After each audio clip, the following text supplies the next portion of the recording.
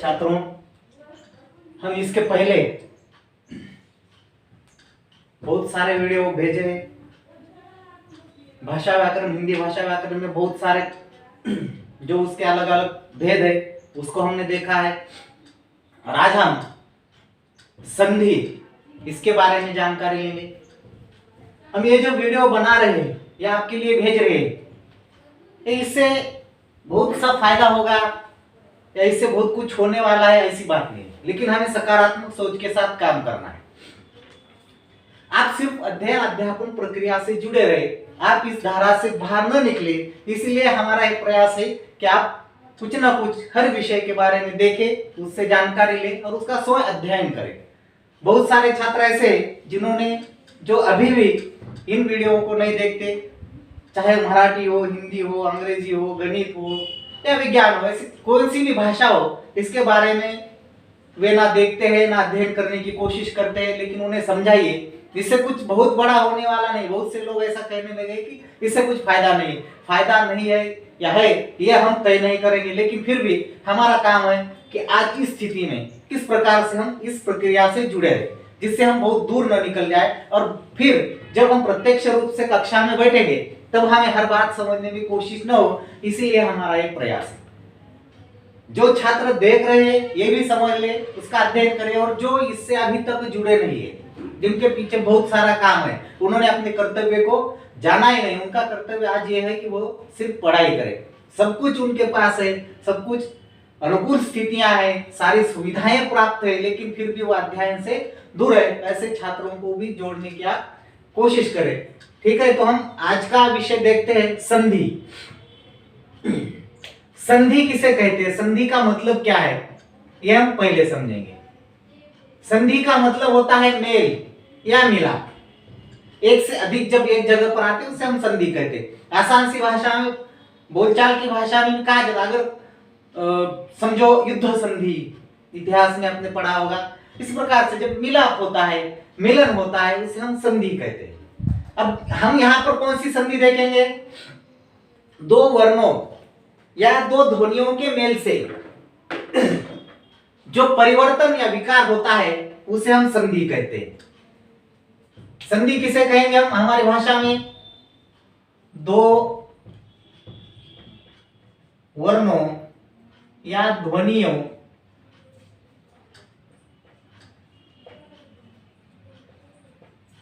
के मेल से होने वाले परिवर्तन अथवा विकार, जो आपको आसान लगता है उसे याद रखिए। आप परिवर्तन या विकार को हम संधि कहते हैं।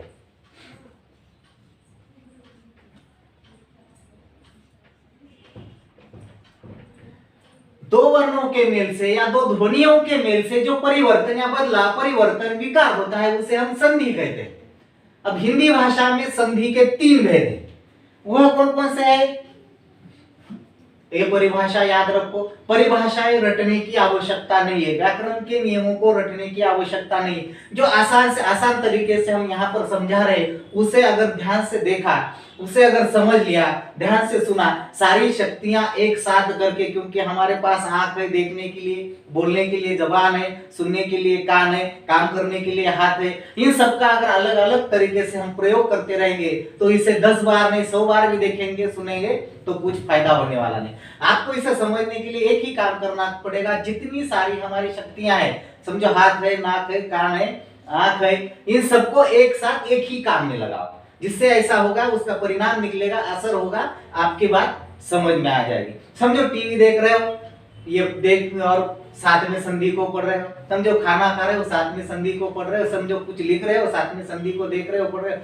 इससे कुछ फायदा। एक ही बार एक ही काम करो, इससे जो आप काम कर रहे हो इसमें कोई सफलता प्राप्त कर सकते हो, उसे समझ सकते हो। एक साथ 10 काम करोगे तो ये ठीक से नहीं होने वाला। इसलिए संधि को अगर समझना, चाहे भाषा व्याकरण का कौन सा भी विभाग हो, उसे समझने के लिए आपको पूरी तरह से मन लगाकर एक ही काम में जुट जाना चाहिए। जैसे आपको मालूम है विज्ञान में उत्तल लेंस पर जब सूरज की किरणें गिरती है तब कपास या कागज के टुकड़े में आग लग जाती है, यानी सारी शक्ति, बहुत सारे किरणों की शक्ति एक साथ होती है। उसी प्रकार से आप अपने अंदर के जितने इंद्रिय, इनकी सारी शक्ति एक साथ लगाओगे तो हर पार्ट, हर विभाग आपकी समझ में आसानी से आ जाएगा। इसीलिए हम बार बार कहते हैं कि ध्यान से सुनो, पढ़ो, बार बार देखो और समझने की कोशिश करो। संधि कहते हैं दो वर्णों या ध्वनियों के मेल से जो परिवर्तन या बदल होता है, विकार होता है, उसे हम संधि कहते हैं। हिंदी में संधि के 3 भेद हैं।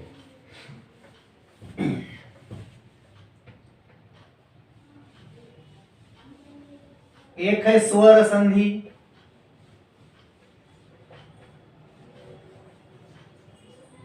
दूसरा है व्यंजन संधि और तीसरा है विसर्ग संधि।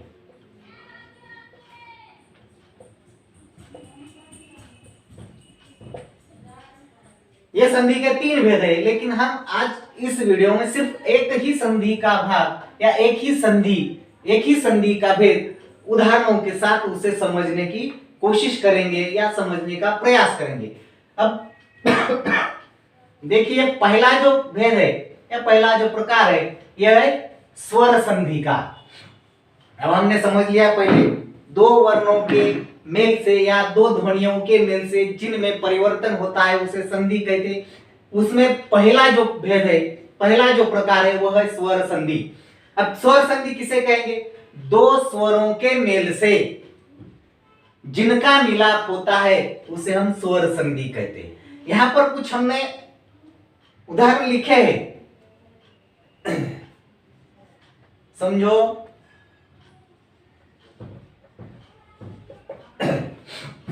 अब स्वर संधि के 5 भेद है: गुण संधि, दीर्घ संधि, यन संधि, वृद्ध संधि और अयादि संधि। अभी परीक्षा के माध्यम से 10वीं कक्षा तक हमें इनके विभागों को, भेदों को देखने की आवश्यकता नहीं है। सिर्फ हमें स्वर संधि किसे कहते हैं और उसके उदाहरण कैसे, उसका विग्रह किस प्रकार से किया जाता है, यह हम एक आसान से तरीके से यहाँ पर बताएंगे। अब स्वर संधि आपकी समझ में आ गया किसे कहते हैं? दो स्वरों के मेल से जो विकार या परिवर्तन होता है उसे स्वर संधि कहा जाता है। अब यहाँ पर कुछ शब्द हमने पहले ही विग्रह करके रखे हुए, लिखे हुए हैं, इसे हम समझाएंगे, उसे हम समझना होगा। अब ये यहाँ पर गुण संधि कहा गया है, ये इसे ध्यान देने की आवश्यकता नहीं, इसके लिए इसके बारे में ज्यादा जानकारी नहीं मिलेगी और आवश्यकता भी नहीं है। सिर्फ समझ लो कि ये पूरे स्वर संधि के उदाहरण है। 10वीं के बाद जाकर या आपको सिर्फ जानकारी हो इसलिए गुण, दीर्घ, यन, वृद्ध और अयादि संधि ये समझाने के लिए यहाँ पर लिखा गया है। इसे इतना ज्यादा समझने की या उसे रटने की कोई आवश्यकता नहीं है। सिर्फ इतना समझ लो कि आपको स्वर संधि को ही समझना है। इसमें उसके जो भेद है समझने के लिए यहाँ पर लिखे गए। अब परम अधिक ईश्वर, परम इसका क्या होता है? परमेश्वर। अब उच्चारण हम करेंगे, परम अ ध्वनि निकल गया, अधिक ई, यानी कि दोनों के मिलाप से हुआ परमेश्वर, परमे, ये शब्द आ गया यहाँ पर। इसे गुण संधि कहते हैं, यानी कि स्वर संधि दो स्वरों के मेल से तैयार होने वाला जो स्वर होता है उसे, उस संधि को परमेश्वर, परम अधिक ईश्वर यानी कि परमेश्वर, अ यहाँ का उच्चारण हो गया, ई यहाँ का हो गया, इनसे बन गया ये हो गई स्वर संधि। और उसमें जो उसका भेद है ये गुण, उसकी कोई आवश्यकता नहीं समझने के लिए, ए का उच्चारण हो गया यानी कि ये गुण संधि, परमेश्वर यह स्वर संधि है। कमल अधिक ईश, कमलेश। अब इसका उच्चारण कमल अ अधिक ई, ईश, कमले ए, कमलेश स्वर संधि। देव अधिक ऋषि, देवर्षि।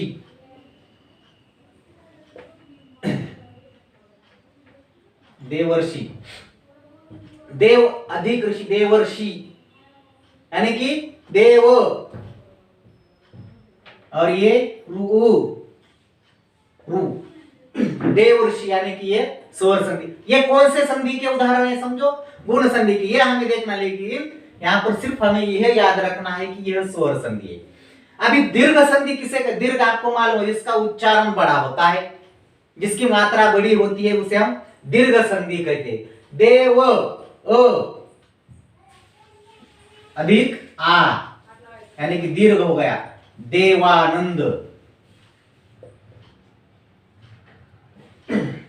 दीर्घ संधि, स्वर संधि में दीर्घ संधि किसे कहते हैं? आ, जिसकी मात्रा बड़ी होती है, उच्चारण बड़ा होता है। यहां पर दूसरा शब्द है भानुदय।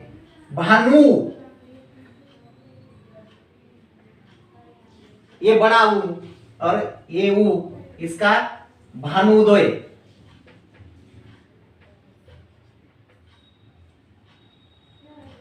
ये भानुदय बड़ा ऊ। गिरी, गिरी, दोनों का ई प्लस ये बड़ा ई, यहां पर हो गया गिरीश, ये बड़ा, बड़ी मात्रा। जैसे कोई भी हो, आ हो, यानी कि समझने के लिए लिखेंगे यहां पर आ, उ या ई, यहां पर लिखेंगे अ, ये एक मात्रा वाली, समझने के लिए बताएंगे। लेकिन यहाँ पे स्वर संधि में ही देखना है, यानी कि दोनों जगह पर जो ध्वनिया, जो उच्चारण, जो वर्ण होते हैं, यह क्या होते हैं? स्वर होते हैं।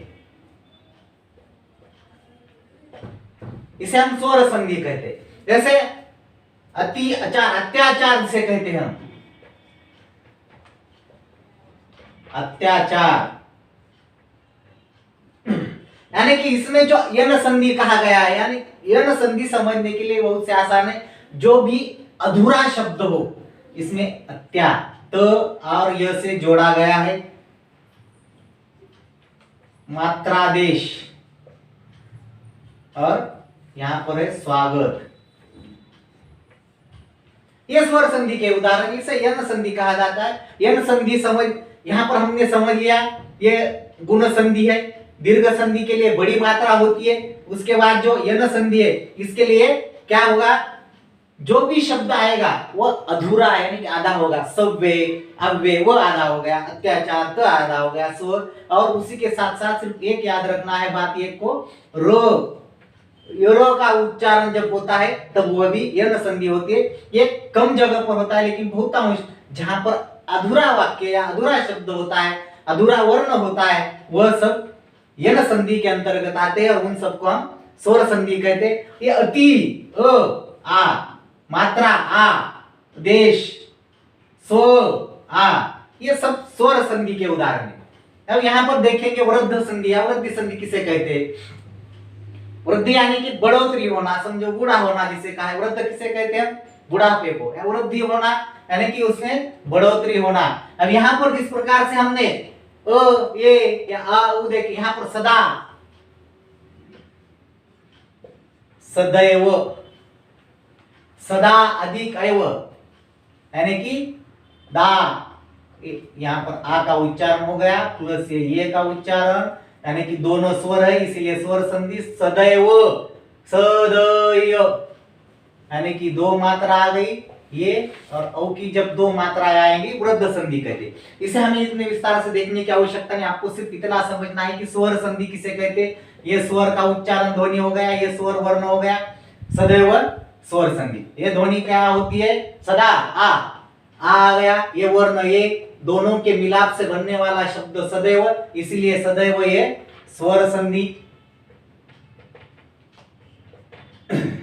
मत, अ अधिक ए, दोनों के मिलाप से मतैक्य, स्वर संधि।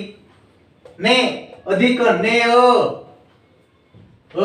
अधिक अ, यानी कि नयन, स्वर संधि।